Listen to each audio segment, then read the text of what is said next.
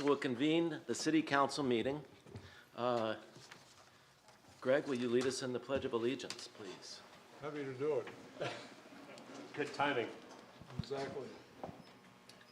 Ready, begin. I pledge allegiance to the flag of the United States of America and to the republic for which it stands, one nation, under God, indivisible, with liberty and justice for all. Thank you, Greg. It's like children. All right. My cookie. Catherine, can we have a roll call? And I want to, as soon as we finish the roll call, make a motion to excuse Mayor Pro Tem Reed. Councilmember Sanders? Present. Councilmember Penna? Present. Councilmember Taylor? Here. Mayor Pro Tem Reed? Mayor Whitman? So here, I move to excuse Mayor Pro Tem Reed. Second the motion on the basis of a medical issue. All in favor? Aye. Against? Passes. Does somebody want to make a motion to approve the agenda as amended? As amended. I don't know. I didn't know it was amended, but I didn't either. there's a staff presentation. Is that the amendment? Chris, what's the amendment?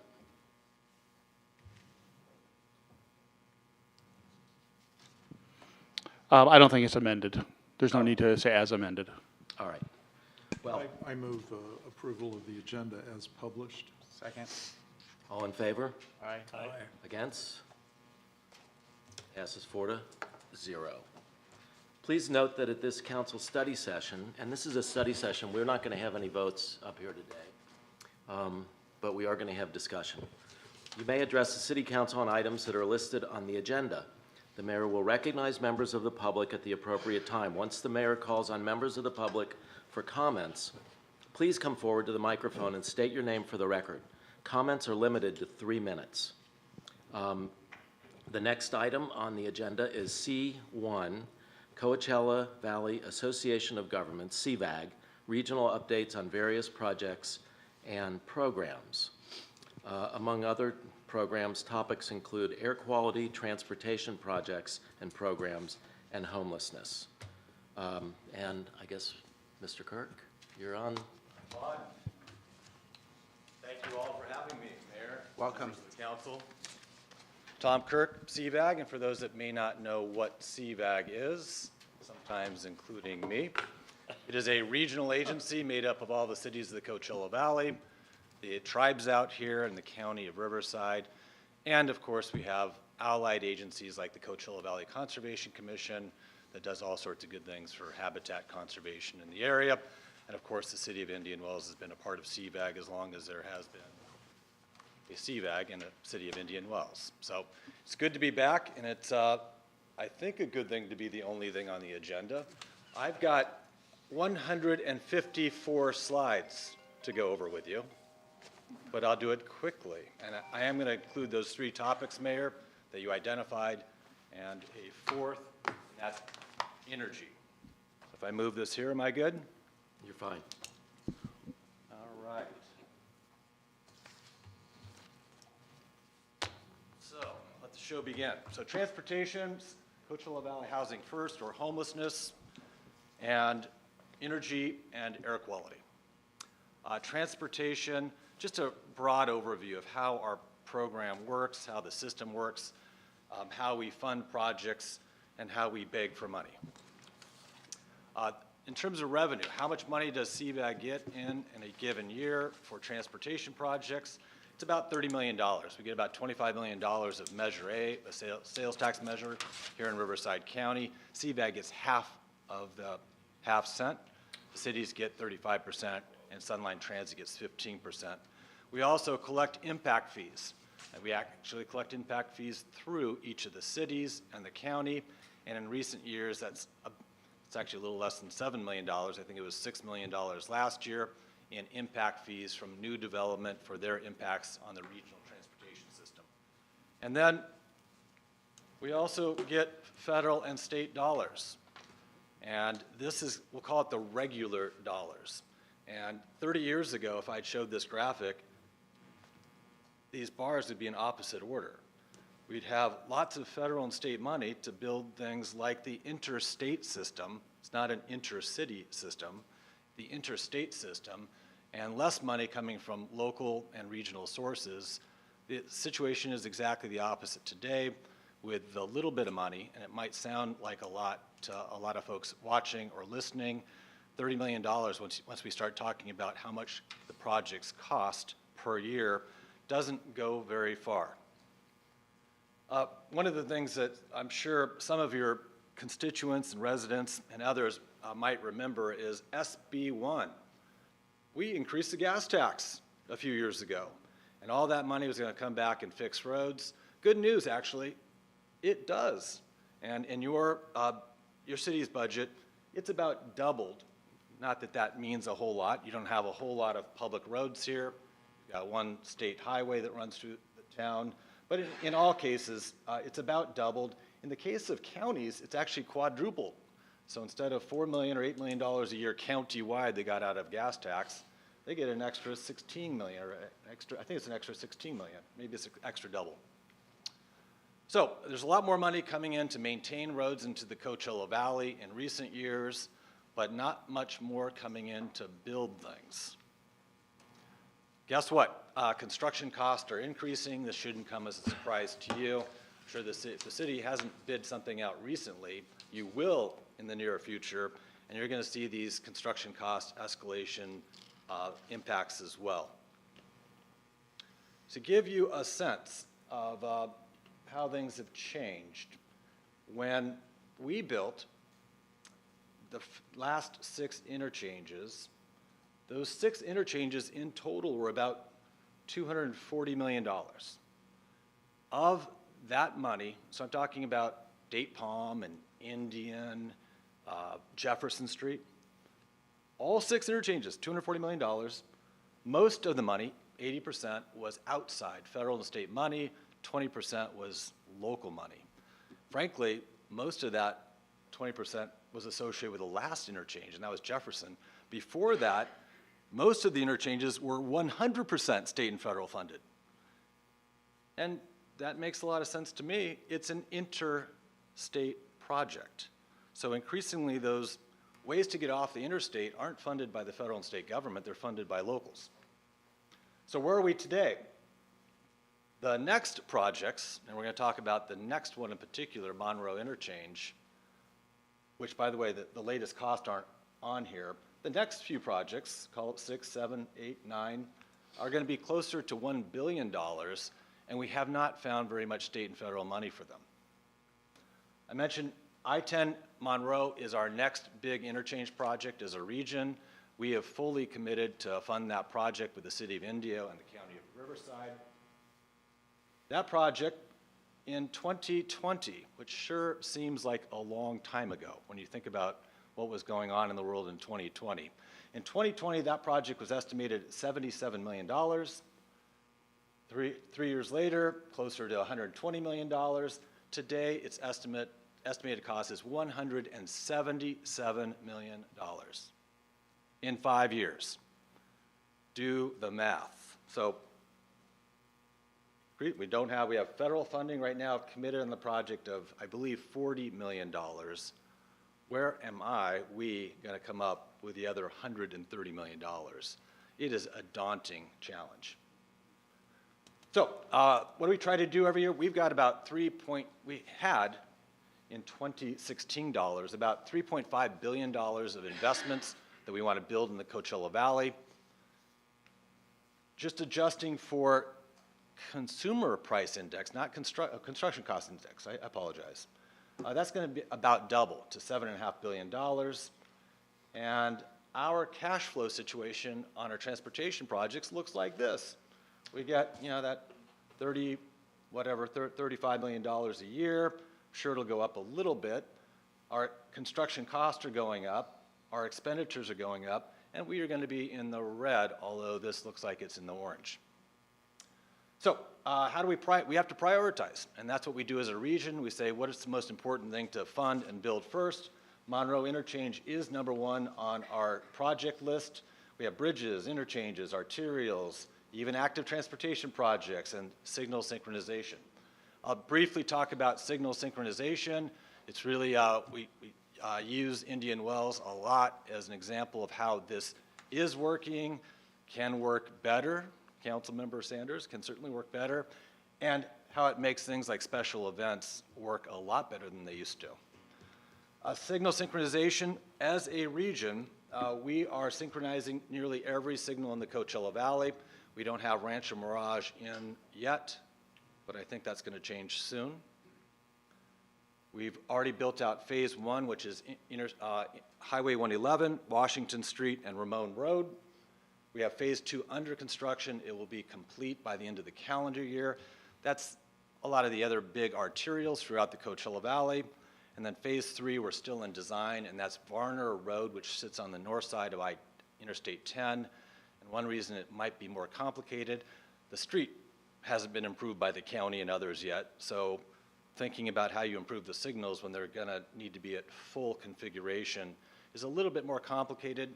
And we also want to use Varner Road as an emergency access route when I-10 goes down, which I used to say never happens, but it did, of course, during Hillary. We had flooding on this section of Interstate 10, stopping traffic in both directions. Backing up, you know what this is, your tournament. Congratulations on another fantastic year. May you have many more. And we are alongside you. And I don't know if Ken and your team, Chris, are here or watching, but it's been a fantastic partnership and a learning one. We are at your disposal on how to best to manage traffic in and out of the city. As you know, your boundaries in that location bump up against 2 cities, and it's great to have the ability to control intersections throughout the area. This last go-around, we finally had 4 intersections we could control. Next year, we will have many more. In fact, we'll have every major intersection in the area covered.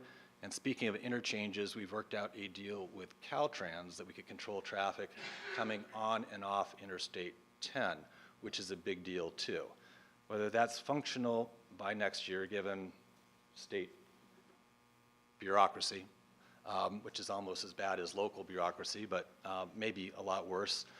It might take a little while, but maybe within certainly 2 years. CV Link, Councilmember Taylor, you asked me to give an update on that as well. Where we are on that is we're building, of course, in every city but Rancho Mirage and Indian Wells, and we're nearly complete with the construction project.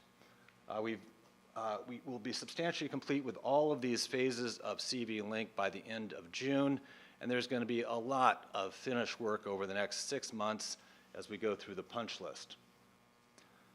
Where does CV Link begin and end around your city boundaries? On the west side against Palm Desert, and maybe I'll just point this out, although it's not going to do any good for folks watching perhaps. CV Link, of course, comes down the Whitewater River Channel at Palm Desert High School. It will cross Cook Street. It will go across the temporary low water crossing, because that's ultimately going to be a bridge, and then cross over to the CBWD sanitation system on just the south side of it, run along that corridor, and then up against Toscana in the city of Palm Desert, there's an easement that we've acquired. We're going to run CV Link up to Hoveley in order to provide access to the Marriott and anybody else that wants to access it off of Hoveley, anybody from the Coachella Valley. On the other side, it's probably easier for us, so this is the Hoveley side looking at this easement that we've acquired, and ultimately the city of Palm Desert is going to build this with us. My guess is probably going to take another 1.5 years or 2 to do that. On the other end, where you butt up against La Quinta, this section is largely done. This is CV Link looking towards Indian Wells at Washington Street. You probably know this area as the Arco Station. So to the left behind me is the Arco Station. Across the street is a Del Taco. CV Link comes up and ends at Washington Street. Ideally, I'd like to get underneath Washington Street with with an undercrossing, which would make it a lot safer, but we're not there. That's the transportation section. I put it first because I thought it was more straightforward. Things get more complicated. Any questions, comments, thoughts? Mayor? On these big construction projects like Monroe, and the increase in construction costs, who is the contracting party? Is it CVAG, or is it the county, or who does the contracting? In this case, it is the county. Even though Monroe sits entirely within the city of Indio, the city of Indio doesn't have the capability. They have good capability. Working through the Caltrans and federal process is a challenge. So most of the agencies, including CVAG, on the freeway system will use the county or Caltrans to deliver the project. In this case, it's the county. Okay. Just a comment, Tom. First of all the feedback I get is that managing traffic during the tennis tournament went very well. Awesome. We had one glitch at Warner Trail and Fred Waring, but that was remedied with a pickle switch and a sheriff's deputy standing there, manually managing the traffic. But I think going forward, you'll be able to manage that intersection. Yeah, we didn't have that intersection live at the time. Right. In the future, instead of having somebody stand out there that you're trying to communicate with, we'll be coordinating it as one, sitting down with a number of cameras. So that's incredible feedback, and again, it's been a delight to work with Ken and your team here. And there'll be growing pains and things happen. We started. Well, it's a challenge. I Yeah. mean, good Lord, 504,000 people going through the gates there in a 2-week period of time, and trying to manage the traffic with all the satellite parking lots and everything else. It's a real Rubik's Cube, but it's working better than I think it's ever worked in the past. Some time ago, you were kind enough to arrange a tour of your command center. Appreciate that very much. You challenged me to keep track of the time it takes to get through certain intersections.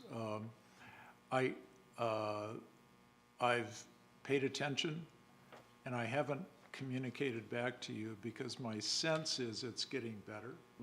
And as we discussed at the command center, it's a work in progress. So, as long as progress is being made, I'm certainly happy. But there are still some glitches that I'll bring to your attention. Again, it's a Rubik's Cube, understand that, but there are some improvements that I'll suggest to you that can be made going forward. Awesome. And on signal synchronization, partly this is education and educating all of us. Right. It actually might take longer to make a left turn onto Highway 111. But when you do, you should see more green lights getting to your destination. So for a lot of us, it's hard to be patient in that left turn lane. Yeah. And the more we could adjust it. So if nobody's coming, I certainly don't want to wait a minute and a half. So we're going to get to a point where it's smart enough to make adjustments without us telling it to. It's challenging getting through the business districts. Mm-hmm. So when you have a stretch of 111, for example, through Palm Desert, where you've got many traffic lights, trying to keep that traffic flowing is tough. Because you've got a lot of demand going across 111 that you have to take care of. But I'm certainly willing to be patient to see if it gets ironed out going forward. Well, your feedback has been helpful, and we tried to make adjustments. We'll continue to do so. Sure. Other questions on transportation before we move on? Yeah, you did a presentation at Visit Greater Palm Springs, and can you elaborate and let everybody know in regard to the projected population expansion of the valley and how they're going to mitigate the traffic with I-10? And please share the average speed they're projecting on I-10. And well, yeah, now I remember what you're referring to. And I don't remember the detail. I do remember, but I was going to give you the opportunity to share that, so. Well, your memory is better than mine. Okay. Remind us how horrible it's going to be on So Interstate 10. during Tom's presentation, he mentioned that the projection for the population of the valley is expected to grow by 500,000 people within the next 5 to 10 years, which is double. And the 10 is not adequate enough now, so they're looking towards that projection to make those adjustments. So do you have any more information on those adjustments that are Yeah, going to be made? the population's certainly going to go up, and travel to and from here, most of us hope goes up, because that means your hotels are even more full than they are today, and our events are even more popular than they are today.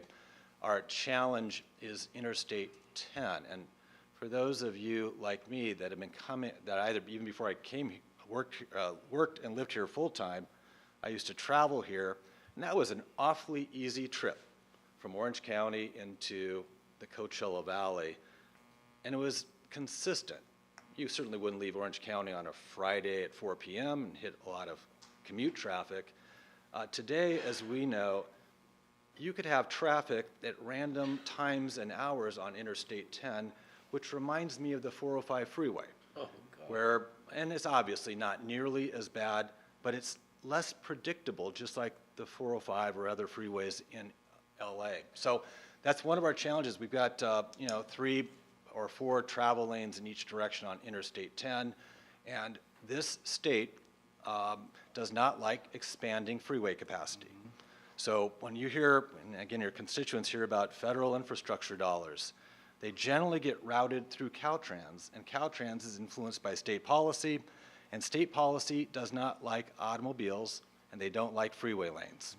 So we have a real challenge politically, more than anything else, to expand capacity on Interstate 10, which of course brings up the train, and the train may happen in our lifetime, but it's going to be a long time off and have a tiny dent on how much traffic we have coming in and out of the Coachella Valley. Right, in my recollection, during your presentation, with that 5-year projection, that the average speed on the 10 freeway in our valley is going to be 30 miles per hour. I wouldn't go there. I think, That's just an average. yeah, and 30 in That was the information. The real constriction is going to be, and I think you got the important part of it absolutely right.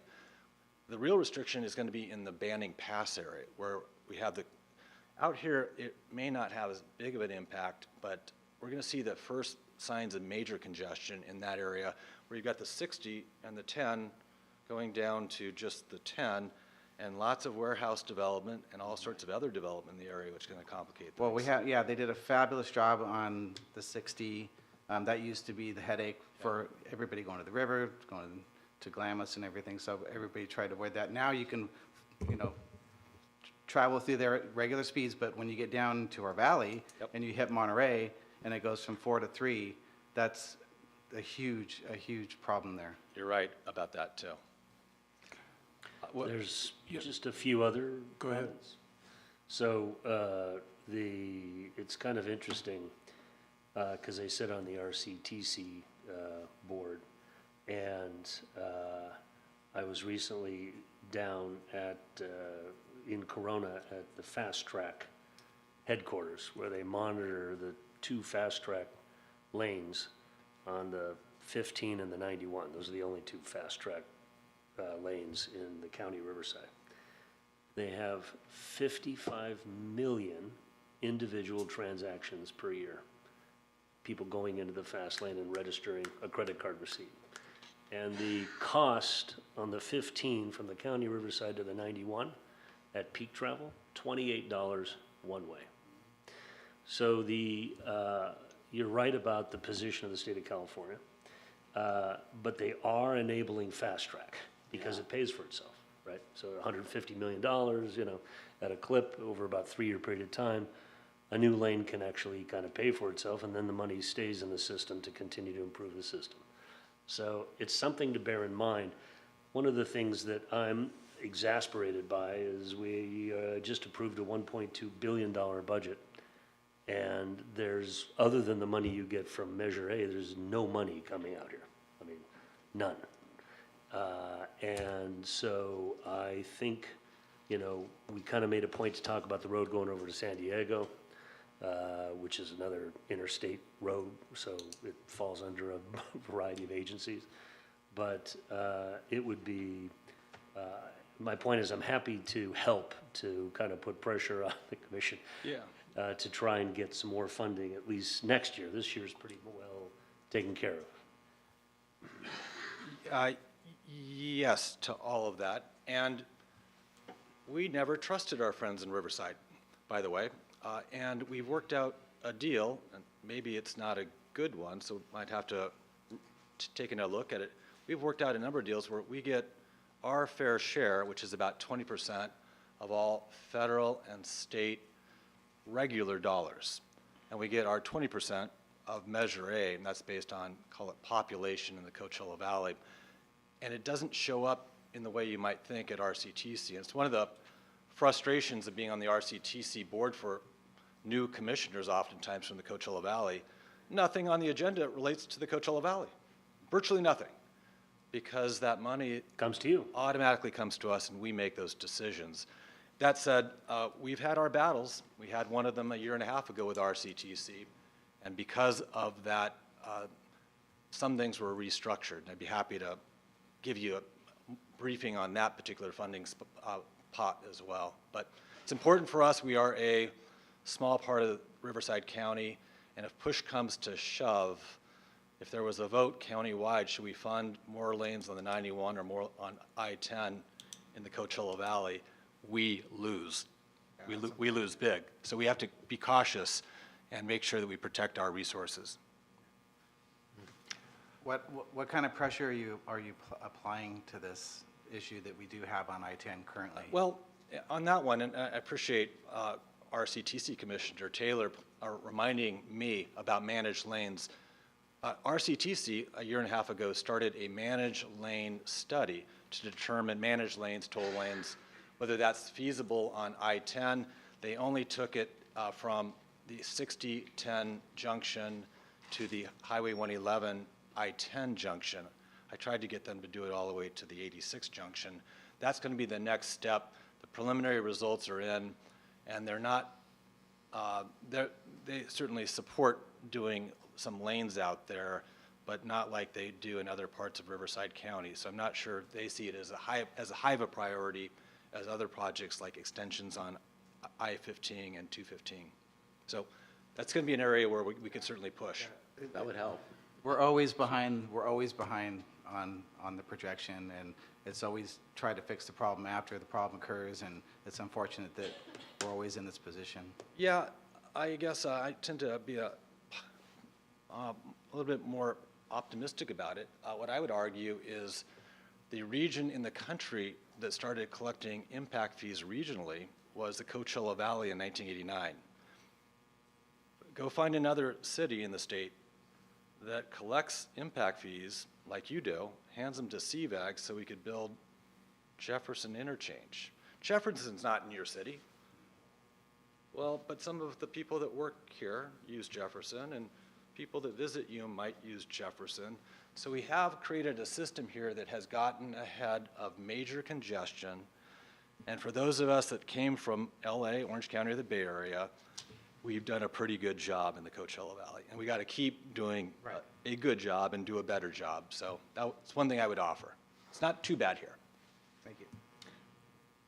So Keep in mind, we're only on transportation. We've got homelessness, air quality, and a little bit of energy won't take very long. But I want to be respectful of, I know I'm the only thing on the agenda, but I don't know what your expectations are. wait till we start having fun. So two things. First of all, you know, the elephant in the room, as the percentage of automobiles on the road, trucks and so forth, become electrified, as the percentage increases, of course, gas tax remains flat and then starts to go down. Right. So unless there's something done to backfill that revenue source, it's only going to get worse. Less federal money, less state money. And, I'm sure somebody somewhere is thinking about this, I hope anyway. They are, it's not obviously just a local issue, it is a state and federal issue. It's a national issue. In the state of California, there have been efforts to shift from the gas tax to a vehicle miles traveled tax. And it makes sense. Electric vehicles are heavier and doing more damage to the roadways. Right. And yet they're getting a break by not having to pay the gas tax. So efforts are certainly underway. It's an understood issue, and it is a hot potato, to say the least. So in terms of managed lanes, so to speak, has there been much consideration given to a triple P kind of project, public-private partnership, toll lanes, Yes. that sort of thing? And we're a long way from even having that conversation. What happened in Orange County in such cases, of course, you had large landowners with a long-term perspective.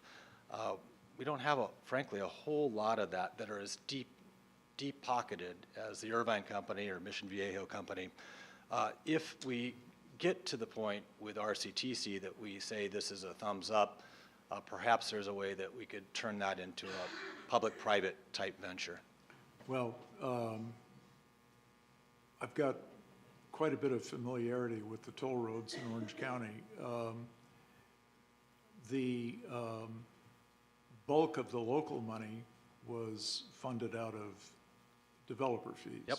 Okay, and it was a growing region. Well, we're going to grow as well. Has any thought been given to instituting valley-wide that kind of a fee to help fund these projects? Yes, we have one.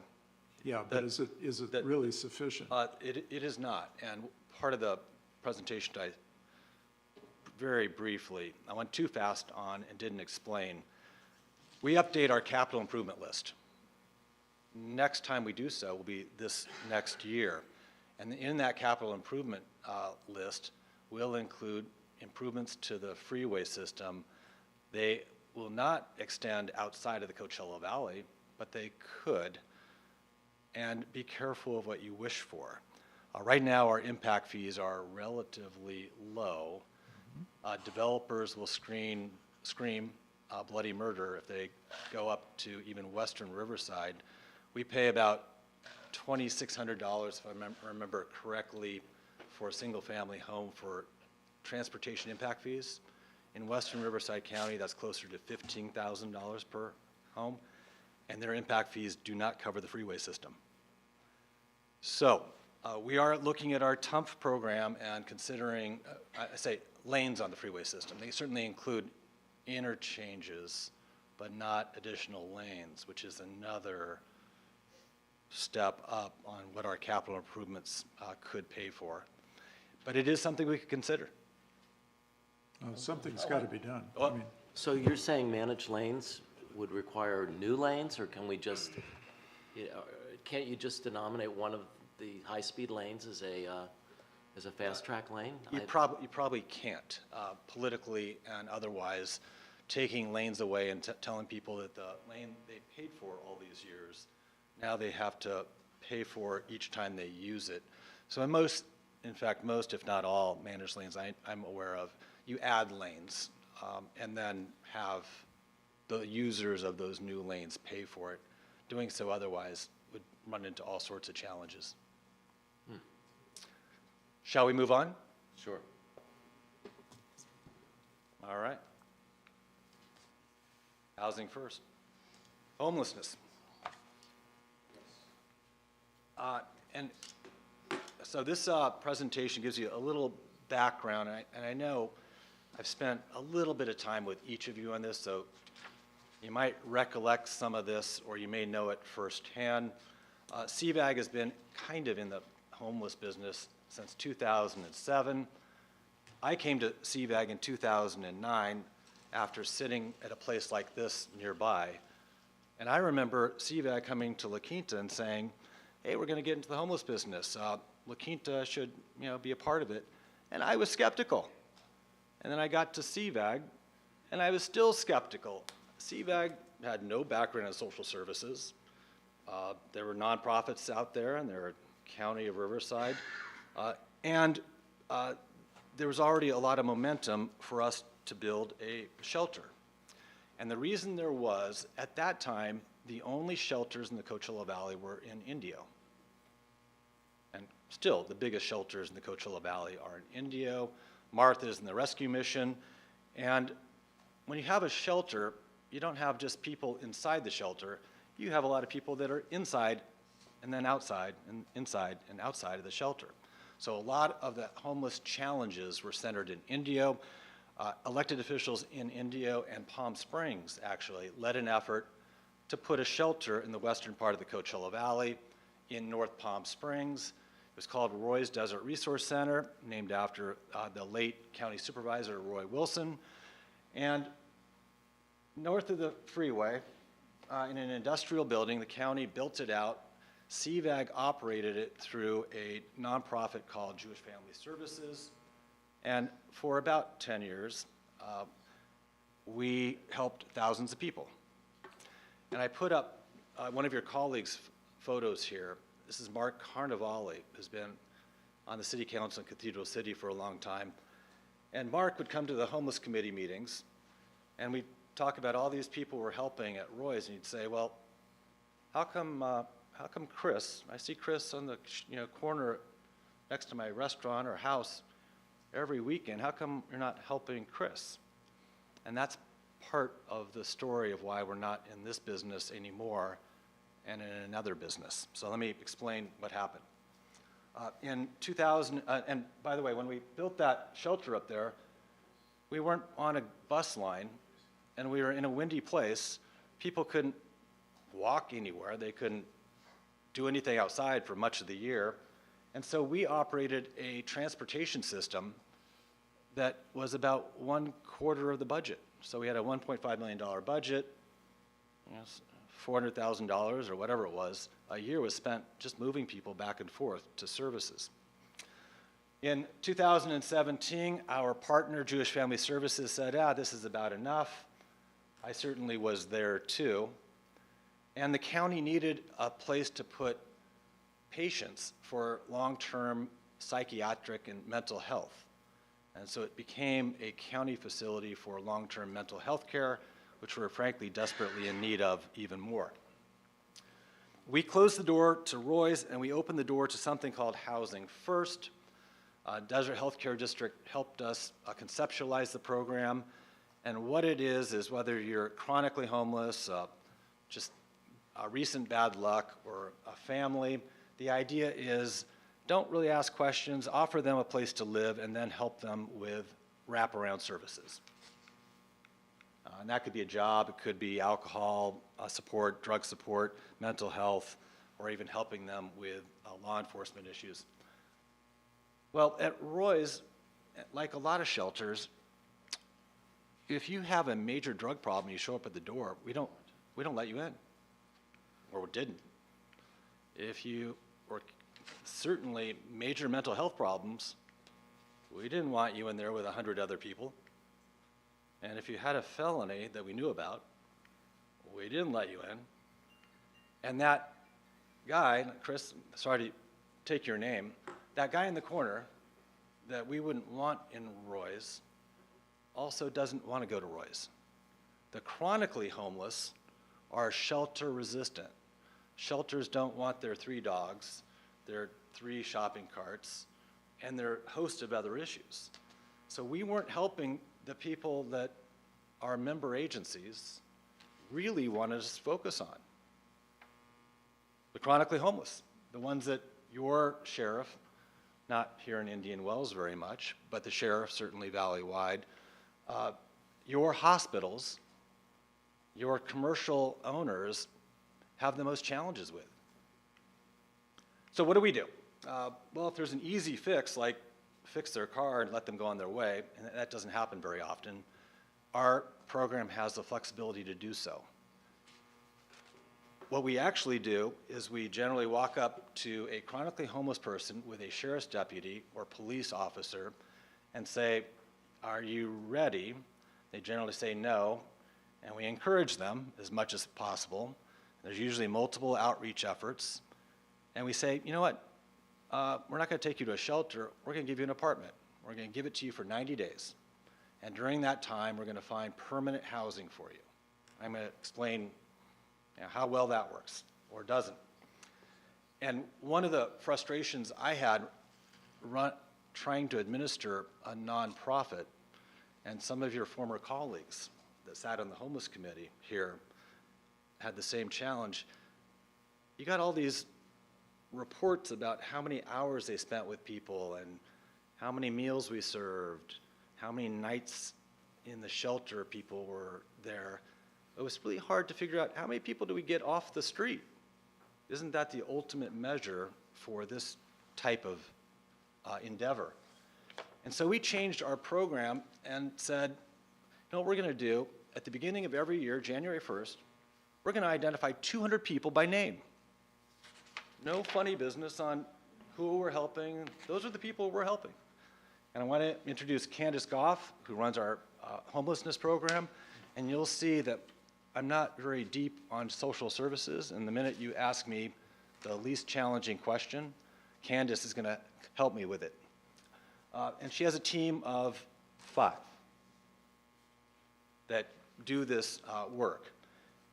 We go out every November and December, and we meet with police chiefs, code enforcement officers, and ask them to identify for us who are the chronically homeless, the people that have been on the streets for 2, 3, sometimes 10 years, and who are shelter resistant. We develop a list of 200 people every year. Some people end up on the list year after year. And we get them permanent housing. And each year, we're at about 50 to 60 people a year that we're helping. The program cost $1.4 million, thereabouts, budget. It's expensive when you start doing the math, and yet it's about the most cost-effective way I know of helping the chronically homeless get off the street. So that's how we do it.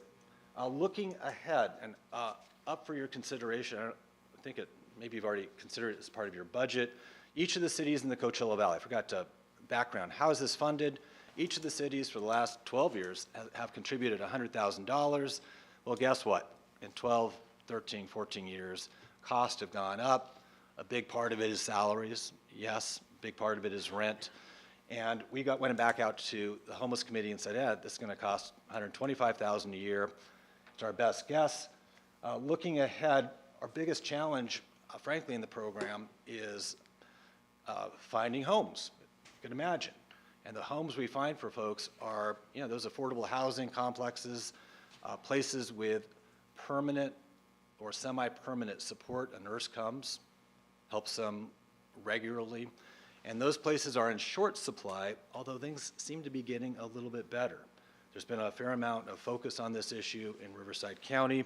And yes, we do move people into the city of Riverside, just like the city of Riverside sometimes moves people out here.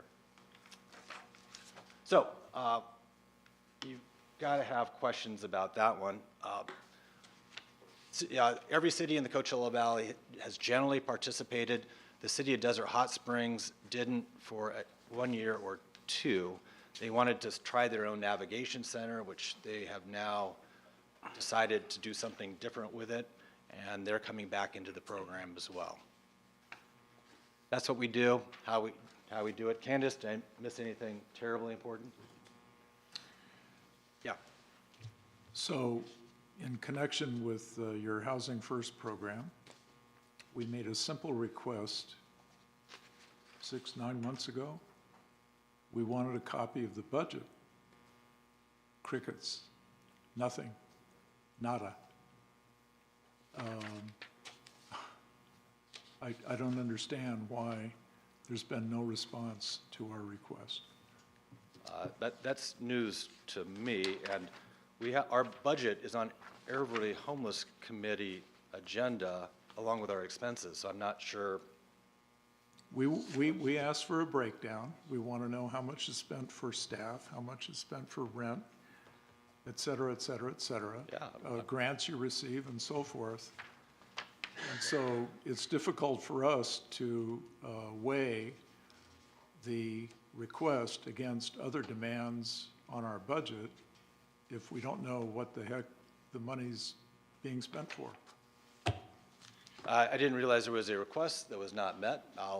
In the next 24 hours, we'll get you what the budget is and what the expenses are and what the audited financials are.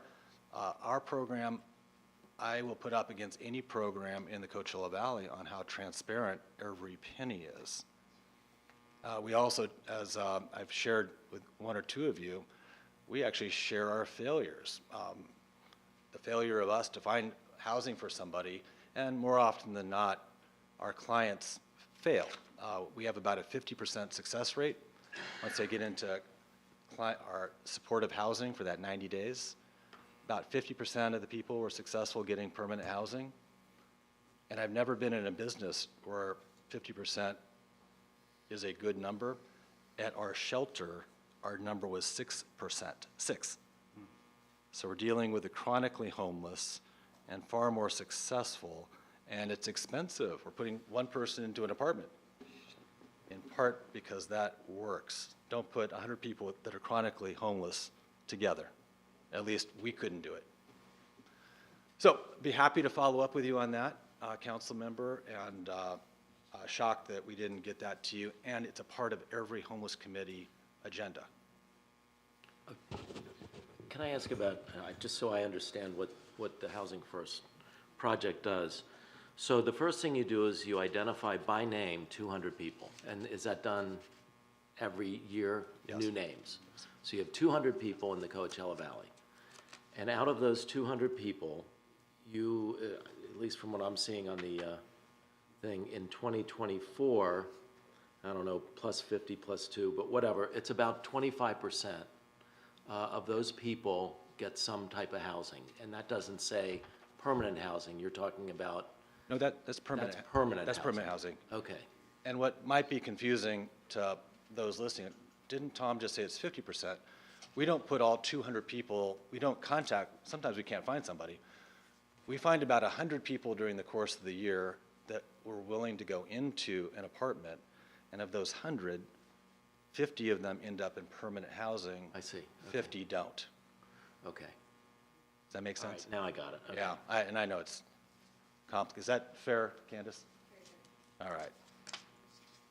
So, be happy to follow up with you, council member. My apologies personally if you didn't get what you needed, and we will get back with you before the end of the week.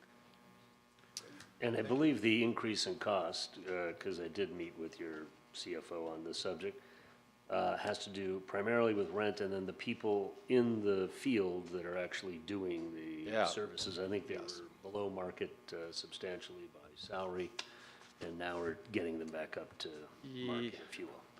Yes, and it's one of those, and the $100,000 a year goes back to 2009. So the other thing, though, that has happened in the last year is a beautiful new facility in Palm Springs. Right. A beautiful new facility in Indio with tremendous bed capacity. I would love to sit down and understand your definition of chronically homeless versus their definition of chronically homeless. But when they put someone into their system, and you're right, they may turn down others. I mean, specifically, if there's someone that's mentally ill, they bring them to a different facility. If there's someone who is an addict, they bring them to a different facility, right? But the people that actually enter the facility in Indio, over 85% get permanent housing. So it's a big number, and they've been working on improving that over the last 10 years. So, you know, one of the things that strikes me is all of us, and not just us, but others, other councils, is kind of, look, you definitely created situation, you addressed a situation that wasn't being fully addressed, right? Times change. So now you've got these high-quality systems, and you know, one of the things we have to contemplate is where to put resources, right? Would you also mind talking a little bit about what happened, what is it, in Desert Hot Springs? You know, they went offline, they created a facility. What's the status of that? Why did they want to come back?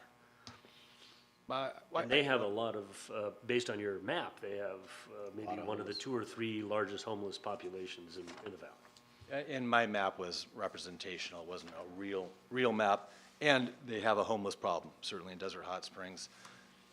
I don't know all the details, and maybe, again, Candace, correct me. They built a very small shelter that was operated by Martha's for a while, right? Yes. And they had a hard time getting people into the shelter. And I don't know if it was transportation. I don't know if it was, as I mentioned, a lot of the homeless population is shelter resistant. Now, maybe being there with 6 people that you didn't like on the street isn't very appealing, and it was very expensive to run. And one of the things I know Palm Springs is challenged with right now is, now that you built it, how do you pay for operating it? And I'm not speaking out of turn there. It is a challenge. Getting capital money is one thing, getting operational money is something altogether different. Be happy to. Hence the need for investment by the cities. Yeah, and to remind, we went through some years where at this council, we were pitted against one another. What we do is not charity. We're providing a service, and I know there are virtually no homeless people in the city of Indian Wells. I know you are being a regional citizen and partner in any of your contributions. We're operating a service, but if the cities don't want us to do this service, that's your call. And what the Rescue Mission and Martha's does is God's work, and they're doing a lot more than just sheltering people. So, Question. So is it sustainable or unsustainable right now, as far as the revenue? oh, it's sustainable. Okay. And if we didn't have enough money, I guess we, instead of trying to help 50 people, we'd help 43. Well, that would be my question. What's the Yeah, shortfall, because we're here talking about it? I'm more concerned, frankly, about our cities asking us to do more. And I have been resistant to do that because there's not enough permanent housing on the other end. If there was, I suspect some of our cities would say, we'd be happy to spend more than $125,000, which is pocket change on homelessness in Palm Springs and Indio in particular. If we could demonstrate we could put more of the chronically homeless into permanent housing, I'd advocate for it, but I'm not right now. So with the successes, what is the per dollar amount per success? Do you have that Well, information? you could do the math. Call it even. I don't know the revenue. I don't have any of the figures in front About of me. so- $30,000. Yeah, call it $30,000 per Okay. person. And I think I mentioned to some of you, we actually track the people over time that we put into permanent housing. And if they fall back out into homelessness, I take them off of our success list. And we potentially put them back onto the target list to get them back in.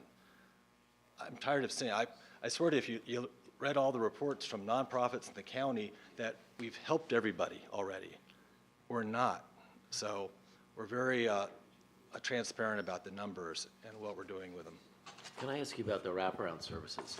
Do you supply the wraparound services out of CVAG, or do you, yes? This is well beyond my. Or not are these other agencies that supply? We actually work with a lot of other agencies because we can't do it all. Like CareCourt will connect some of our clients that have severe mental health to CareCourt. It's a voluntary program, but they've helped us recently house quite a few individuals. So we work with the County of Riverside. We work with a team that helps get people into rehab if they're interested in going to detox or rehabilitation. So we definitely work with other agencies as well as our own team.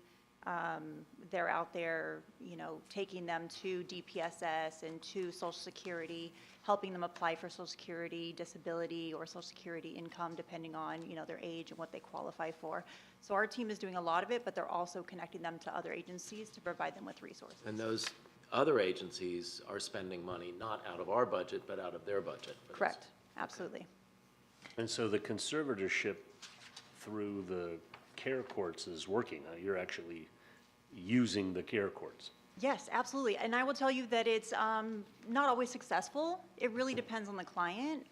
It's voluntary. If someone goes in and they choose not to participate in services, they tend not to be successful in the program, but we have had other clients that have gone in, they willingly participate in the program, they willingly take, the medication. Typically it's a shot, which is better than actually taking pills. They help them get into housing if they don't have income.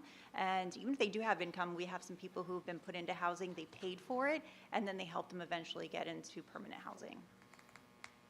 And then do you interface with the two large facilities on either end of the valley? Absolutely. You do. Just to give you an idea, we just recently signed an MOU with Martha's Village and Kitchen, which runs the Navigation Center.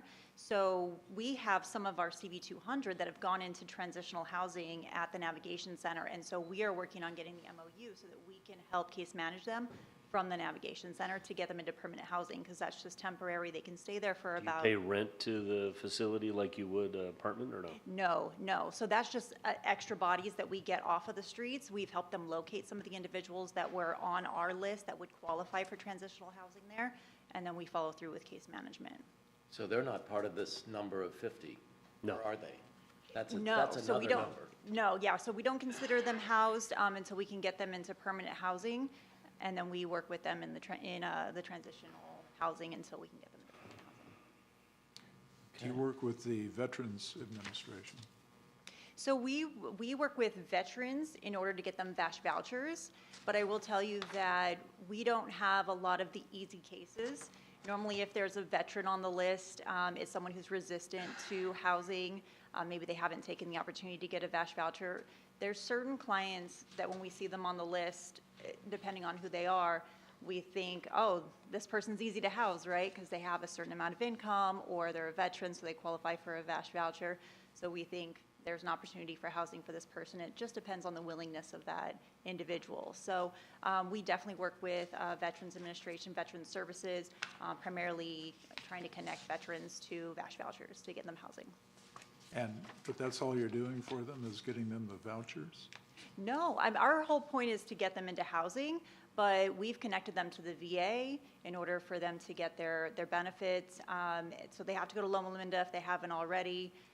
If they've already connected with Loma Linda, they can go to Indio in order to make sure they're getting their medical if they qualify, or if they have, any income that they qualify for. Has the VA sent a team out here to interface with the veterans? We do work with an individual who is the veterans liaison, I guess you could say, for Loma Linda. And so when we come into contact with a veteran, we contact him and he comes out here. But that's on the healthcare side. No, he will connect them to all of their benefits and help them with the VASH voucher. So he comes out here and he meets with the veterans? Absolutely. How often does he come out? They have so if we need to connect them, he'll meet with them, within a week.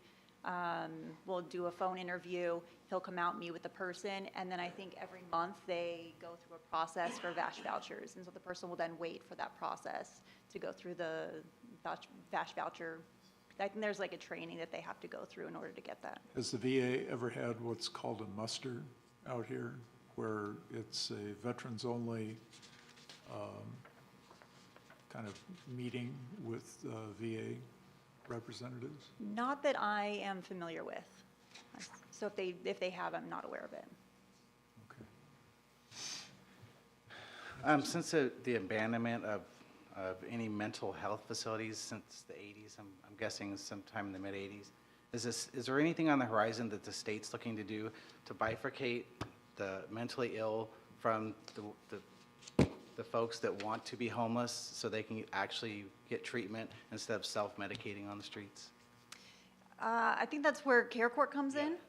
Okay, so there is something being done about it, because you just don't hear about it, and I'm guessing that California probably has the biggest influx of homeless in the country.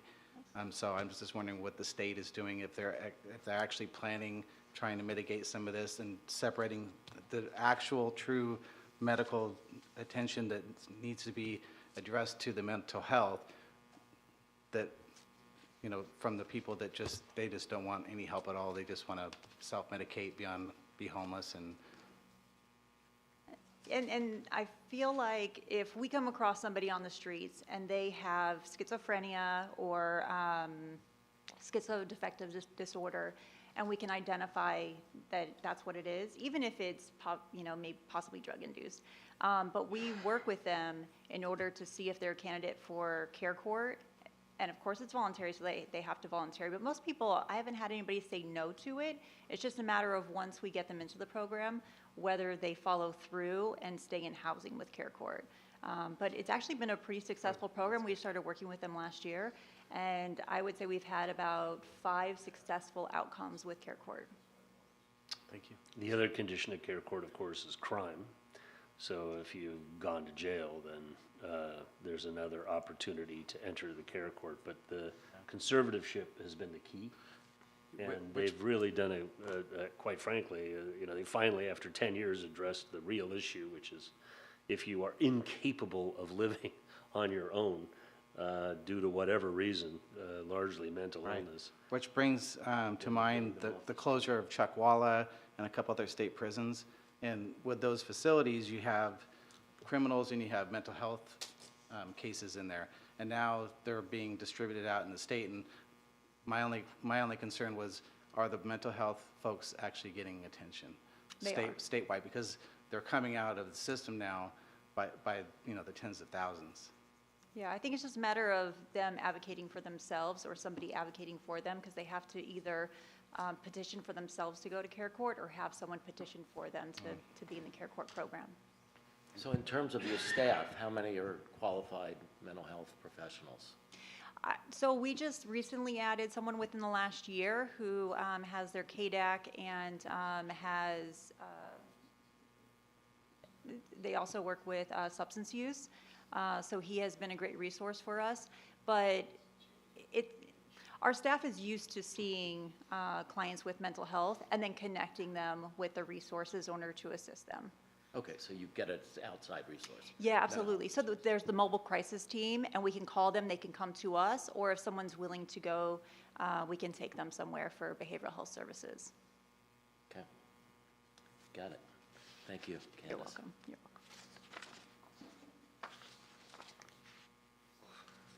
welcome. All right, you get a little rest. Glad Candace was there. I learned something, a few things. All right, homelessness, we move on. Think so? All right, we have some follow-up to do, and we'll get back with you on it. The next one's, I think, a little easier, at least for this crowd, I think. Energy. There's a major issue with energy distribution in the eastern part of the Coachella Valley, and there's been a long agreement between CVWD and IID. I'm just going to cut to the chase here. In the eastern Coachella Valley, developers have had a hard time getting effective will-serve letters.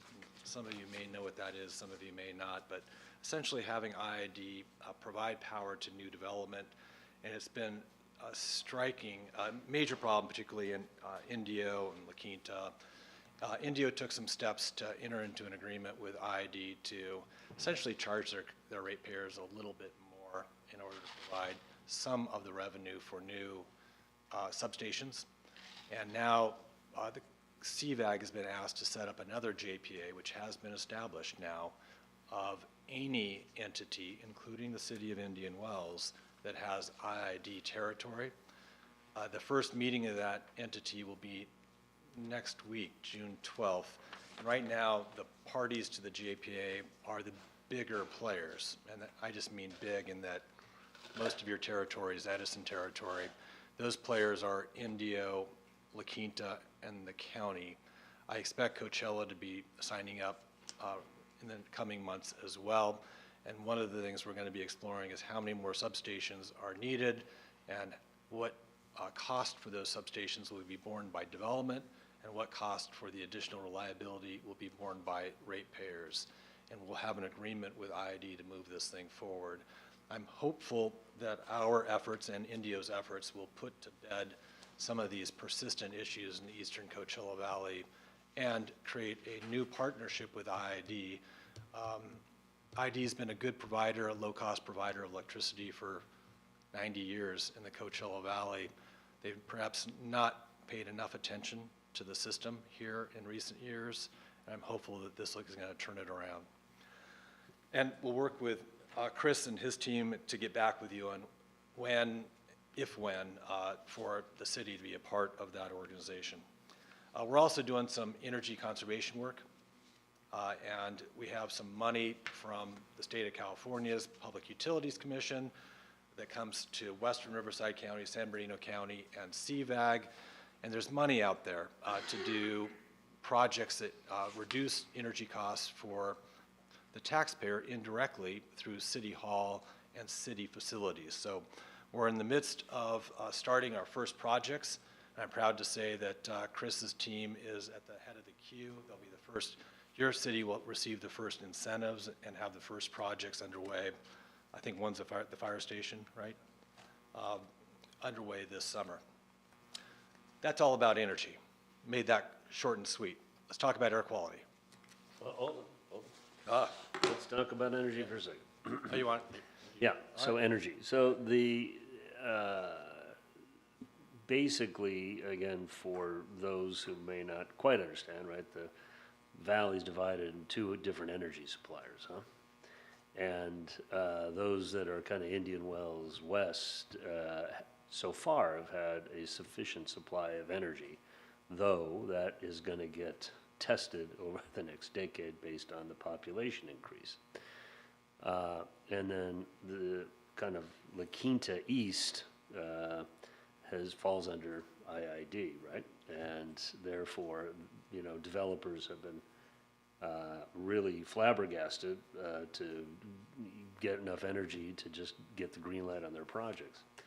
So is my understanding then that kind of like the way you guys historically have been kind of trading for energy in Palm Springs, is that kind of what you're trying to set up for the eastern Coachella Valley? No, and I'll back up. And it's good background for those paying any attention to this remotely or in the audience. You've got Edison, you've got IID, neither of which are having a challenging time finding electricity. The market, there's a robust market, and it's an expensive market. The issue is getting, and for IID, is getting that energy to new development. If you drive through IID territory, you'll look at the substations, and they are old. And they have not been upgraded in many, many years. So it's the distribution system. In the case of Palm Springs, CVAG, through another joint powers agency, is buying and selling power in the market for 85% of the ratepayers in Palm Springs through something called community choice aggregation. I don't see us doing any of that for IID, perhaps ever, but certainly not in the near term. It's really about that distribution system. And so your purpose then is to fund a study on the ideal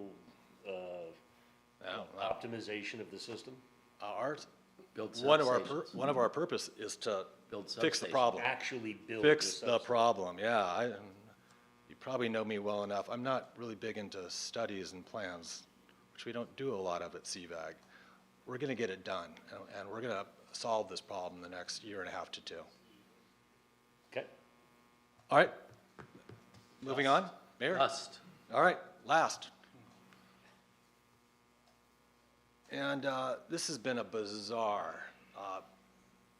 case in public policy. Bizarre. Just to remind anybody, again, that's watching, listening, CVAG is a regional agency, and we probably could get into any business, apparently now, building distribution systems. And we've never been asked to be an air quality regulatory agency. We've got some partnerships with an air quality regulatory agency, and that's the South Coast Air Quality Management District. And South Coast AQMD is based in Diamond Bar, and they're the biggest, most sophisticated air district in the nation, maybe in the world. And they manage a couple of different air basins. Obviously, the one around LA called the South Coast Air Basin, and they also manage part of the one here. And this is the Salton Sea Air Basin. We share this air basin with our friends in Imperial Valley, and they manage this part of it. They're the regulatory agency, and this dust issue has been confounding, confusing, frustrating. And I'll back up by saying this all, at least the frustrating part, and the impacts that we all are seeing started after Tropical Storm Hillary. It is obvious to all of us that live here. It hasn't been so to our regulatory agency. Insane. Tropical Storm Hillary dumped 9 inches of water in Upper Mission Creek in 6 hours. Unheard of. It's a once in a 1,000 year once in a 1,000 year event. And that area was flooded. The western part of the Coachella Valley, light flooding in much of that area, heavy flooding in other parts of the area. And it was largely Mission Creek. It was not our typical flows down the Whitewater River. And Mission Creek dumps into the Whitewater River between Gene Autry and Indian Canyon on the south side of Interstate 10. And this is what it looked like. Blew out a lot of roads and dropped a lot of mud. In fact, there were some rescues in Cathedral City. You might remember these images.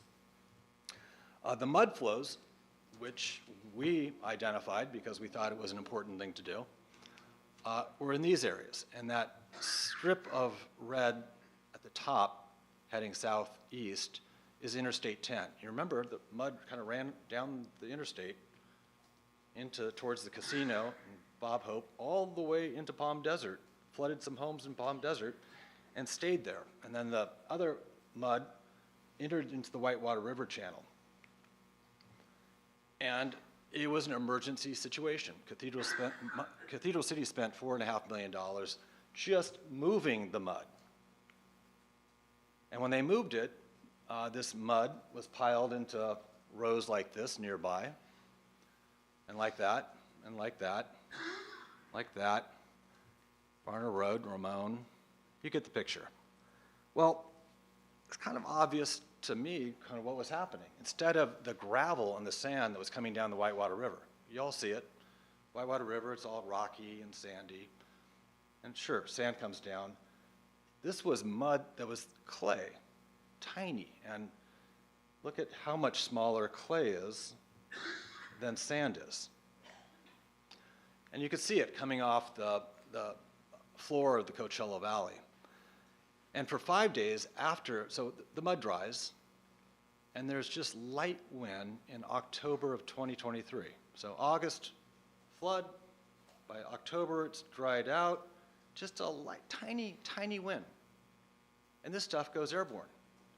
And so these are the number of days in the Coachella Valley we have exceeded the federal air quality standards for PM10, particulate matter under 10 microns, the stuff in the air that gets into our lungs.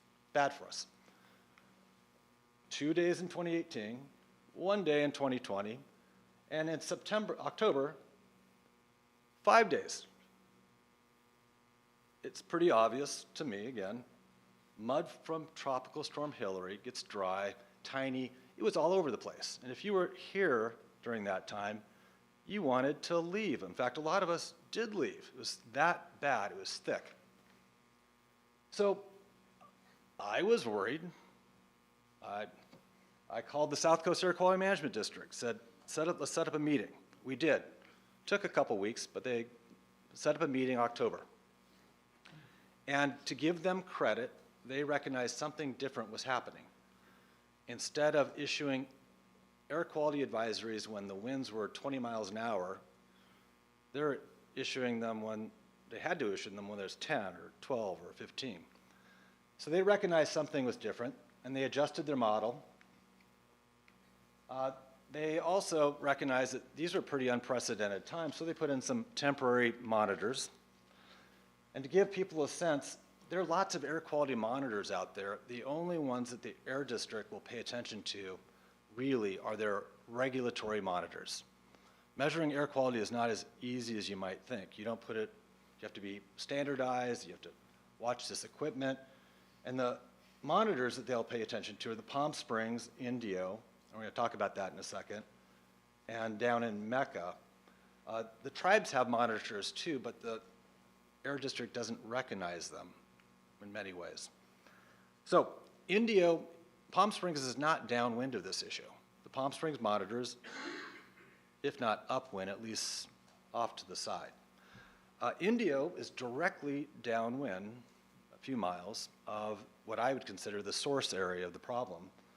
And unfortunately, the Indio monitor was removed in 2022 because it was attached to a fire station. The city demolished the fire station. And when we were talking to the Air District, they knew, well, boy, this is a problem. And to give them credit, and you know, you see where this is going. I'm trying to give them credit because I'm not going to be soon.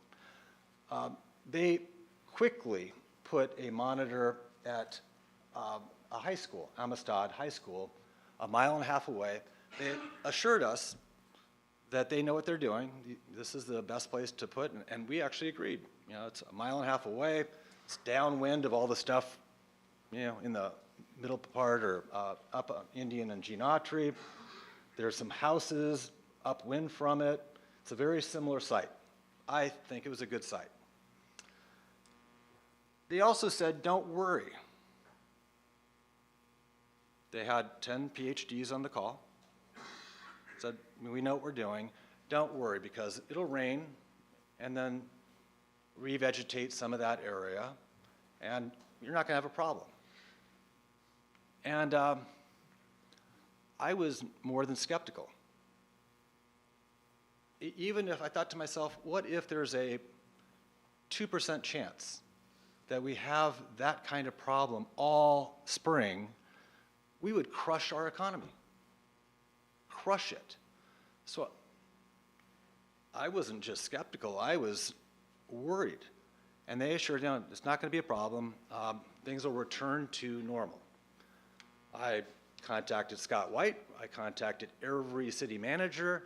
I contacted Caltrans. I said, we have to stabilize every bit of mud flow that we possibly can.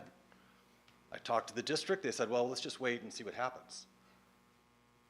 I couldn't risk that. From my perspective, we could not risk what could happen to the regional economy.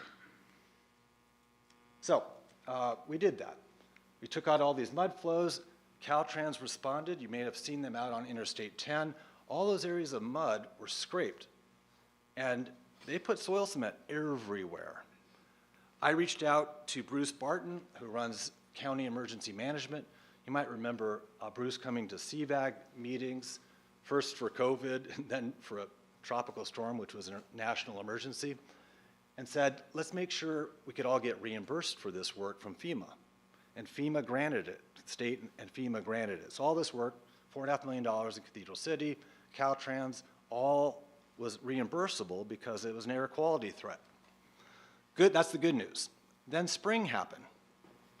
And it wasn't as bad as those initial days right after Tropical Storm Hillary, but it was bad. Maybe the worst air quality spring I'd ever experienced in 25 years in the Coachella Valley, and I couldn't find anybody who would say otherwise.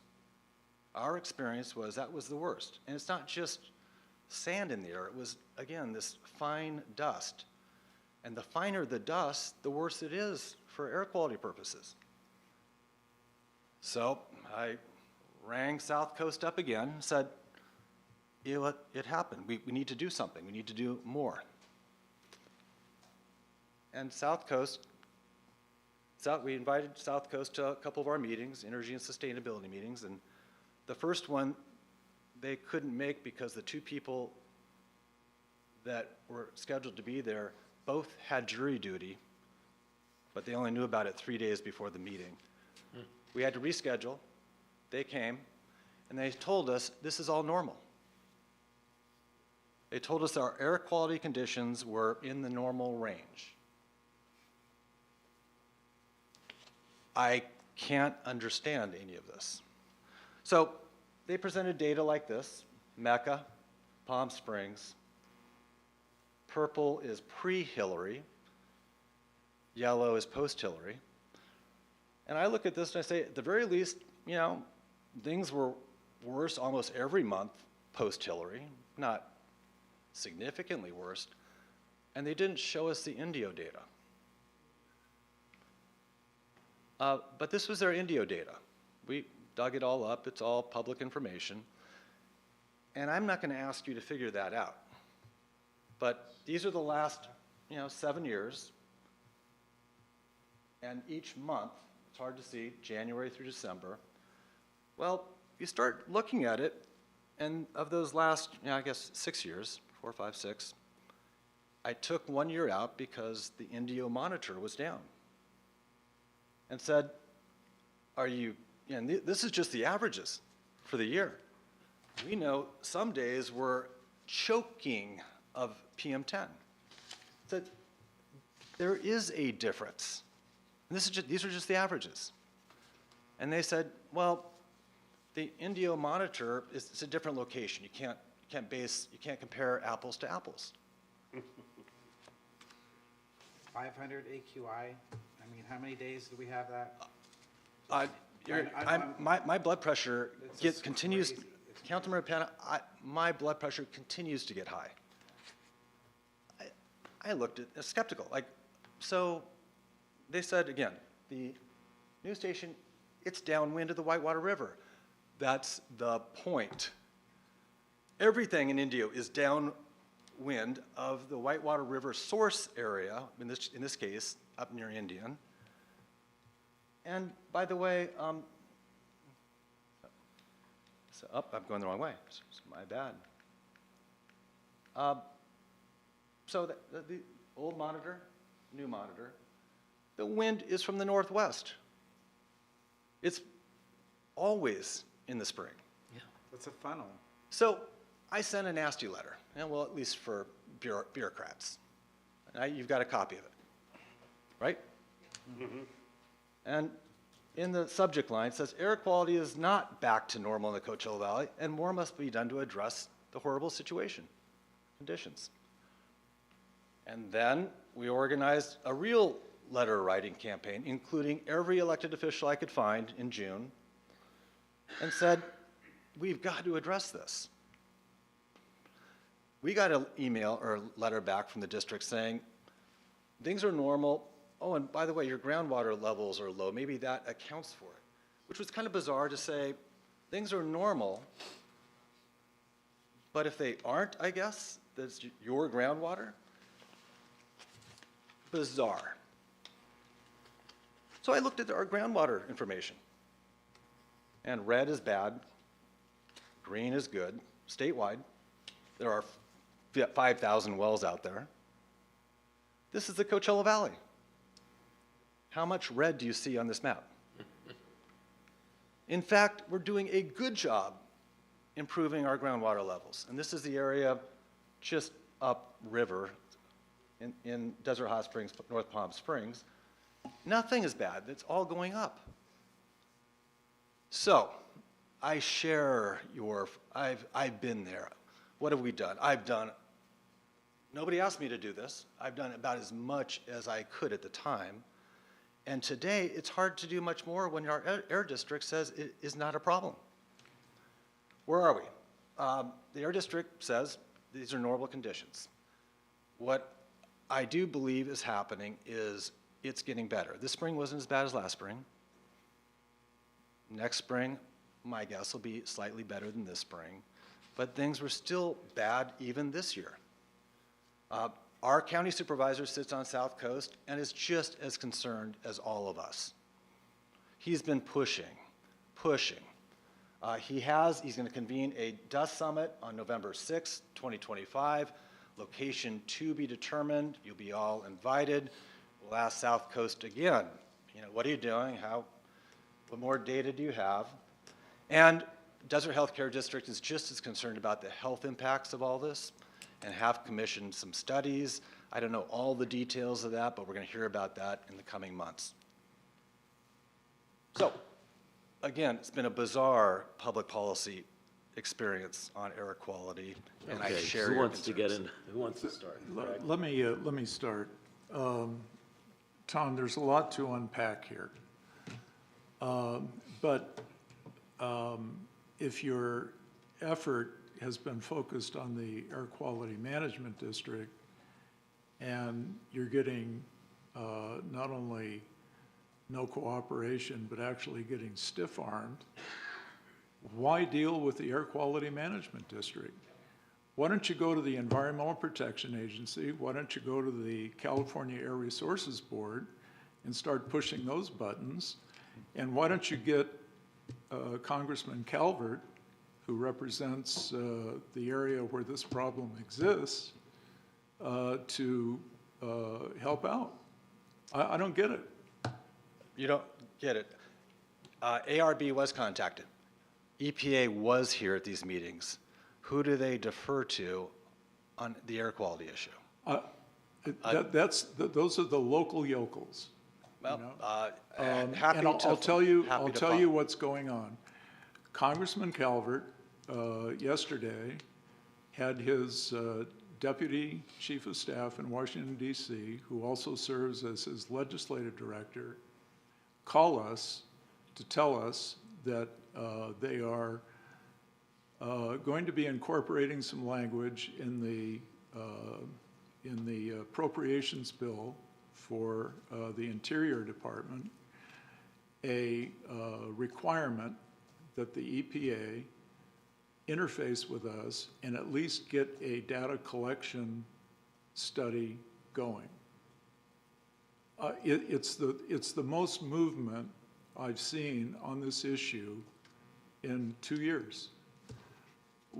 I don't understand why our county supervisor, why CVAG continues to beat their collective heads against a wall when nothing is getting done. You got to go to Washington, D.C. You got to rattle the cages. You got to go to Sacramento. You got to rattle the cages because, damn it, this is an emergency. Oh, well, It's a health emergency, and it's not just PM10, it's PM 2.5. And by the way, the EPA and CARB did a study from 2017 to 2019. They had 9 monitoring stations in the valley. I mean, that was just a few years ago. They can replicate that. They can do it again. And they studied PM10 and PM 2.5. So what the hell is going on? I'll follow your lead. That's all good news, and I'm a bit offended. Within 3 months of the tropical storm, I was out there making sure that those flows were stabilized. Had that not happened, conditions may have been substantially worse. So we didn't wait for AQMD or EPA or more studies. We went out there and did things. The problem is not fixed, and there's no forward momentum on the part of AQMD. And what I'm saying is, you can beat your head against a wall with AQMD until the cows come home, but it's not getting us anywhere. And having a dust summit, come on. I mean, we need action. We don't need studies except for a data collection study. We don't need summits and so forth. We need somebody to be rattling the cages of the regulators who have the power to do something about this. That's my message. Anybody else? Brian? No, I concur with Councilman Sanders, and I've spoken with some of the other mayors in the valley, and they basically just put their hands up. There's nothing we can do. We just have to wait. And I'm like, how can somebody take that position when you have people with lung disease, interstitial lung disease, and elderly. I mean, we have a huge population of elderly folks here. To take away the valley fever and the normal problems that we have, this is an unbelievable problem. I have screenshots of weeks of 500 and from Palm Desert, and they're saying there's not a problem. I'm just speaking out loud here. It's unbelievable. And when you look, go back to your dust picture. This is the craziest thing here, where the dust is being churned up. Yeah.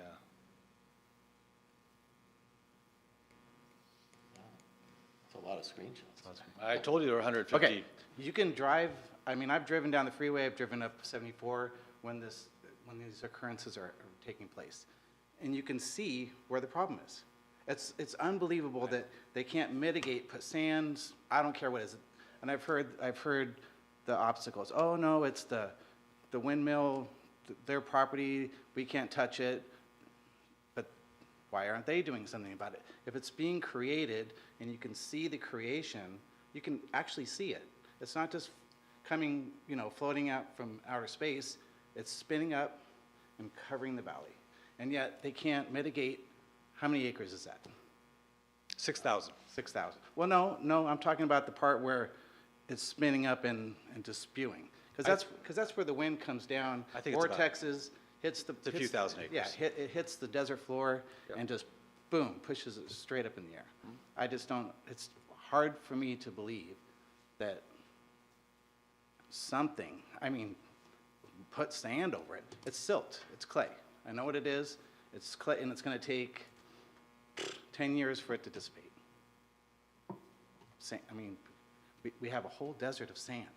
We can't. Yes. We can't backfill this thing with sand to cover the silt. I mean, it's just unbelievable.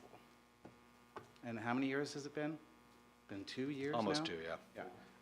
It almost killed the our tennis event, because the wind started blowing, the dust is going everywhere, and everybody's looking at each other like, oh my God. Yeah. They may not come back next year. And if all it takes is one event to be canceled, Coachella, Stagecoach, to be canceled, and then it goes worldwide. They're canceling Stagecoach because of incredible amounts of dust. AQI 500. Every event's going to cancel. And then, like you said, it'll be a catastrophic economic event that we'll never recover from. And all we have to do is cover that freaking area up with something. It's just crazy to me. I've said enough. Thank you. Definitely acknowledge your action steps immediately following the hurricane, and thank you for that. But the problem obviously is persisting, and of course, you're getting stonewalled, right? From the AQ&D at least. So I think,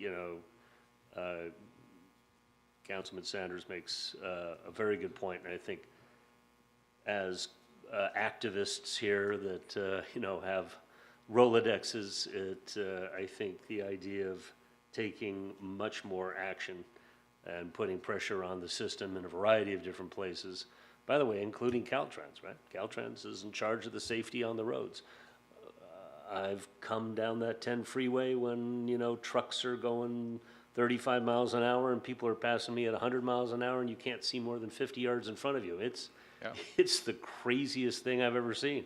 I agree. Ever, right? So I think the one thing that I would really request, and, you and I have had a couple conversations about this as well directly, is, your support. Your support, your logo support, your, standing behind some of our efforts here to reach out to, whether it's, Ken Calvert or Caltrans or, AQMD, EPA, the Marine base over there that obviously has some solutions. I've talked to them about that from Desert Storm. So anyway, we look forward to working with you aggressively to find solutions for this thing in the next, year or two. And I will put my name to any advocacy CVAG's name takes a bit of a process, but we'll get there too. We know this is a regional issue, and there's support region-wide for advocacy, anything we could do with EPA or others. And I continue to be, I know the agencies, they'll put money into studying it. I have a question. Has the Corps of Engineers been contacted about it at all? No. Has there been any outreach? Not 'Cause- not to my because- knowledge. Yeah, because they have an unbelievable ability to build a bridge in a week. So this is not a bridge, but I'm assuming that they could tackle this pretty quickly. So that's just a suggestion to reach out to them. Because we're all in this together. I'm not here to fight you about it. We're just here to solve the problem, period. So let me ask you a question. All I'm hearing about are studies, and of course, except for your action immediately after the hurricane, which I think is great. I don't know that much about dust mitigation, but what I see is the green stuff, and I don't know what do you call that? Soil stabilizer. Soil stabilizer. It lasts about a week, and that's kind of when these kind of conditions. It doesn't last a long time. Okay, so I don't know, Brian, if that's, I don't know about that, but I do see the green soil stabilization in some areas, but obviously not enough. And so it seems to me that there's a lot of talk about what the air quality is and how many particles are in the air and monitoring it at stations and so on. But the real issue to me is how do we mitigate it? And what are the various methods of mitigating? The only one I know of, because I'm not studying this, but the only one I know of is the green soil stabilizer. Are there other mitigation, types of things that we could do as a consortium of cities, or that your agency could divert some funds? I mean, I know Indian Wells pays a lot of money into CVAG, and we don't get a whole lot back, and that's fine because it's a regional effort to provide transportation, homelessness, and so on. But I wonder if there's a way to say, okay, we've got 90% of our, and I was at the executive committee meeting yesterday, 90% of our funds are paid for transportation projects. Is there a way to take 10% of that money and put it into an actual mitigation, not a study, not going to a congressman, but let's say in the valley, we're going to cover a number of acres with soil stabilizer. And if soil stabilizer only lasts for a week, then what's better? And let's just do it. Let's just start and put one foot in front of the other slowly and see how much we can cover and how much we can stop this. That's where I see it. Enough studies and summits and monitoring, we know it's a problem, and so why don't we do something about it? Well, The problem is, and it gets back to the first meeting of the CVAG Executive Committee where this was discussed. The problem is you can't go to the regulators, you can't go to Congress, you can't go to the legislature without data. You have to have data. And so there has to be a program to collect the data. And by the way, PM10, we've lived in this desert with PM10 forever. This is PM 2.5 that is the real risk, especially health risk, because it gets in your lungs and it stays there. It doesn't come out. So to get the Environmental Protection Agency and the California Air Resources Board to replicate what they did from 2017 to 2019 is at least a step in the right direction because it gets us the data that we need. benchmark. They monitored PM10 for 2 years. They monitored PM 2.5 for 2 years. If they did it just a few years ago, they can do it again. It's simple. I suspect that the policymakers in Washington, D.C. have no clue that this is going on here. in the valley. So we have to get the data collection effort underway. The mitigation measures seem simple, but they're very complex. We've got endangered species. We've got a habitat conservation plan. We've got layer upon layer upon layer of regulations that govern what we can do and what we can't do.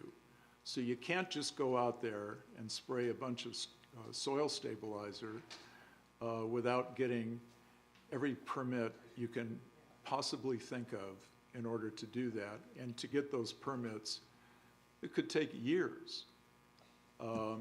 So somebody has got to spend a lot of time focusing on this issue, first come up with the data collection effort, and then start looking at mitigation measures that can actually be implemented without an undue amount of time passing. Well, we do have data collection though, don't we? The last 2 or 3 years, we've been collecting data. Well, somebody's collecting data, because if I look at my phone when it's windy, there's data there telling you what the AQI is, period. But it's, you need a data collection effort like that. Like this? Yes. And the EPA, in conjunction with the California Air Resources Board, had 9 monitoring stations in the Coachella Valley. And the data from those 2 years worth of collection efforts is published in this simple report. And until you have the data, nobody's going to listen to you. You can jump up and down and you can yell and scream and you can say, God, it's terrible out here in the valley, but unless you can show them scientifically collected facts, they won't do anything. So we've got to get that effort underway, some way, somehow. And, you know, maybe CVAG, the cities, the tribes, maybe they'd all be willing to contribute financially to the effort. I don't know. But what has been tried is not working. It's not getting us anywhere. We're like a squirrel on a wheel in a cage. We're going nowhere. And this is an existential threat, not just to the economy of the valley, but to our health, for God's sake. So we've got to do something about it. And we just can't wait. Well, and I have one question. Do we know how much it costs to put the green stuff on 1 acre of sand? Do we have a cost on that? Yes, and I don't have it off. You don't have it offhand, but there is, we could find out how much it would cost to do it. There's been a lot thrown out here, and I Yeah. could comment on a lot of it. It's probably wise that I don't. And it's not a 2.5 problem. There are monitors out there right now. I know you and I believe that dust is so small that it is 2.5. You can't really see 2.5. Each of those monitors in the desert have 2.5 readers. And this is one thing I actually concur with the Air District. They know their business. But if you Is cover there, it, is there more 2.5 after Hillary? The answer is no. Is there more PM10 in Indio? Yes, and they won't even come to that conclusion. If we put more monitors out there, what would we learn? Well, we learn about the air quality, I guess, next year or in 2 years. I guess it couldn't hurt. It seems like we have more monitors than we know what to do with. There are monitors around the Salton Sea. There are monitors up and down Interstate 10. I don't know if we need more monitors. so is it I think- effective, just as effective to cover for 2.5 as it is for 10? Well, I mean, if you put yeah, the yeah, cover yeah. on it. If that's the source of 2.5, the Air District would tell you the source of 2.5 is industrialized emissions and emissions out of automobiles. It's not have that. sand. So We don't have that's that. well beyond my understanding. That's what the Air District would tell you. That you can stabilize. You asked, is there different ways to stabilize? Yeah. put water on it, short supply. You could vegetate it to keep it down. You could put gravel or sand on it, and you could put soil cement. Well, let's do it. Well, Why don't we try to do And that? Councilmember Sanders, while I might disagree with him about 2.5, is absolutely on point about it's not as simple as it seems. It's not. Because of land ownership and regulatory controls on various aspects of that land. So, But doesn't the landowner, I mean, you can clearly see where it's coming from. Does the landowner have any culpability whatsoever? none. So if, which makes zero sense to me. If I own a gas station and my tanks are leaking and I have hazardous mitigation and I have to export dirt all the way to Nevada to get rid of it, that's on the landowner. And this, you're telling me this landowner has, It's a natural condition. their hands are clean, whatever, who cares, the valleys, just deal with it. It's a natural condition. You can't expect a landowner And to. and that's another thing. So Mother Nature can create this. The animals die, the vegetation dies, but as humans, we can't go in and just fix it. It's crazy to me. We have done some of that. Right. And soil But, stabilizer no, does last but longer fix than a it, but week. fix it, fix it. Yeah. Not put a Band-Aid, fix it. I'm with all of you. I know there's been an effort to create some advocacy. I believe more information could be useful, and I believe that there are things that we could do today to mitigate and improve the situation next year, and I think next year is going to be better than this year. So we're making an effort here at the City of Indian Wells to do something about this. Can CVAG get the community together and as a bigger force to make more noise about this? Has that been tried yet? Or has it been, because I know, I've Yes, talked to. I roll my eyes because I've been but- yelling about this for 2 years. But and then I'm I glad talked that to there are other- those that are yelling louder, or maybe more effectively, or to the right ears. I welcome that, and CVAC could be involved. And no, we can't take transportation dollars and mitigate air quality. And no, Indian Wells membership dues to CVAC are like $15,000 a year. I could take those. Yeah, well, there's It's just. not going to go very far. Okay. I mean, and part of the reason I need the Air District on board, in order for me to find money, the experts should say that there's a problem. It's hard to mitigate a problem that the experts say isn't a problem. So you think I'm banging against, it's important for our Air District to acknowledge there's a problem. It's really important in order to mitigate the problem. Well, we know there's companies in the Coachella Valley that put that green stuff on Yeah, it. and it does, it'll last longer than a week. It is a really windy area. It's a challenge. It's tough. And as sand. It's cellulose, Yeah, it's all it really is. It is. And sand, gravel and sand would be great too. It is a few thousand acres out there, trust me.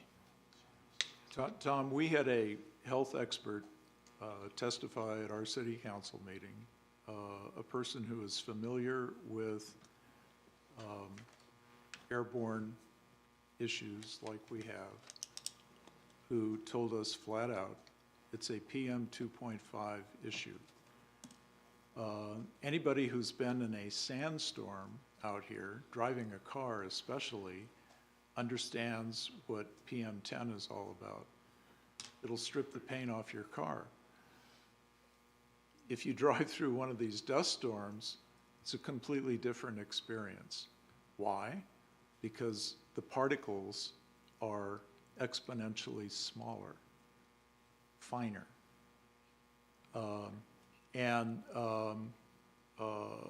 I would urge you to read the CARB EPA reports that were done. And if we're already collecting the data, then let's get it aggregated so that we can go to regulators other than the AQMD and see if something can be done about it. AQMD is just a regional agency. CARB has the real authority, and so does the legislature. So, if you can't get relief from AQMD, you just go over AQMD's head. Well, Tom, I don't know how concerned the other cities are about this, but as you can see, we've got two members we appointed to an ad hoc committee on this issue, and as you can tell, they've been studying it. And then Dr. Taylor is looking into it as well in his own way. And so we would like to be a resource for you. And vice versa. Yeah. If there's a nonprofit that's Yeah. created, which I welcome, it can't be just, Right, and then. Why don't we do a pilot project and put some of the mitigation stuff down? we've See done. what happened. We've done it. It works. It's temporary. I mean, That was we 3 put- years ago, 3 years ago.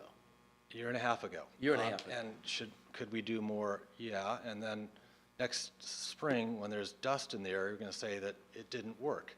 It mitigated some of the problem.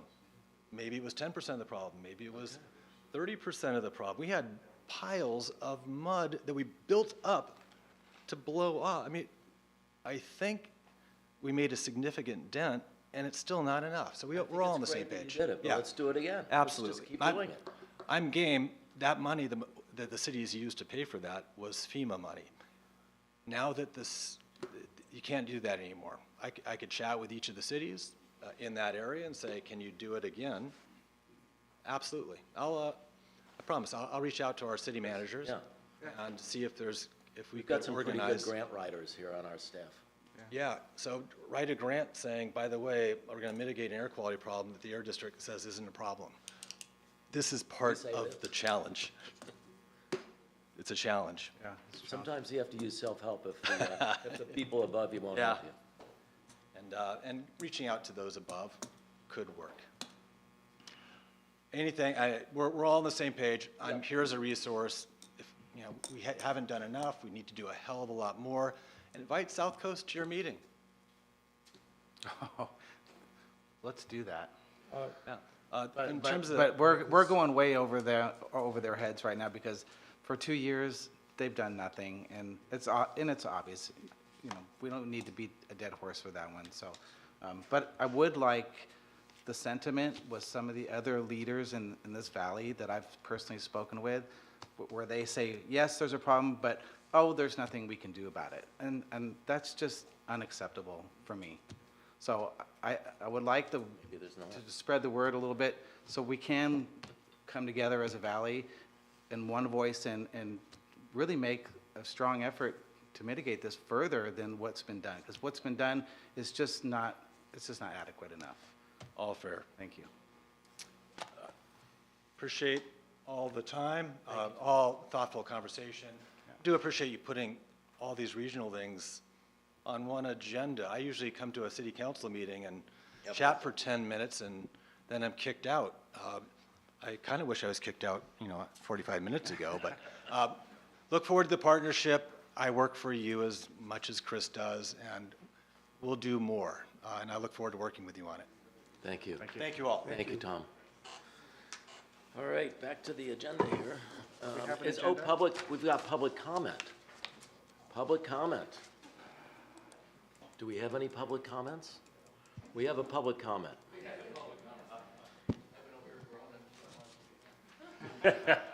We can't read minds, so just come on up. You got 3 minutes. Yes. Mark Lilly, I'm a Mr. resident Lilly. here for about 9 years. I want to thank you for what you've done. It sounds like one guy trying to do a lot at one organization, but I agree that we need to ask for help and make this a collective effort, and it sounds like you guys are really working on this. I want to thank you for that. This is a problem. We all know it's a problem. Collecting data, we've got a lot of data. I don't think we need to wait 2 years for more data. We have data. Bruce, I appreciate the fact that you're looking to mitigate what we have here, finding ways, just being creative. We wait on government too long sometimes. Okay, we can be resourceful, we can find ways. I realize that there's zoning issues and permit issues and all of that, but let's try to find what we can. If we can mitigate even a little bit, let's do it. And let's come together and bring the community together and give them a voice, whether it's through social media or whatever, to start talking to the mayors of these other cities and people in these agencies and let them know that we're upset about it. We're too quiet. And now I get on social media every now and then and scream, and I think that we all need to do it as well as your efforts. But we need to make a collective effort to get this fixed. It can be fixed. I'm a businessman. I believe in solutions, not problems. We talk about stuff for too long, so let's solve it. I appreciate what you guys are doing, and thank you. Thank you, Mr. Lilly. Any other public comments? By the way, not only are there lizards that are affected by this, but let's be honest, Beyonce and Carlos Alcaraz and Phil Mickelson are also affected. And they're important too. They could come up with some money, maybe. All right, if there's anything else, any other comments from council? All right, thank you for coming in, Tom, and enlightening us. Yeah, thank you for coming in, Tom. Yeah, appreciate it. So council is adjourned to a regularly scheduled meeting of the city council to be held at 1:30 PM on June 10th. It's actually a special meeting, I believe. Is that right? A special meeting of council on June 10th at 1:30 in City Hall Council Chamber. We are adjourned. Thank you. They're all special.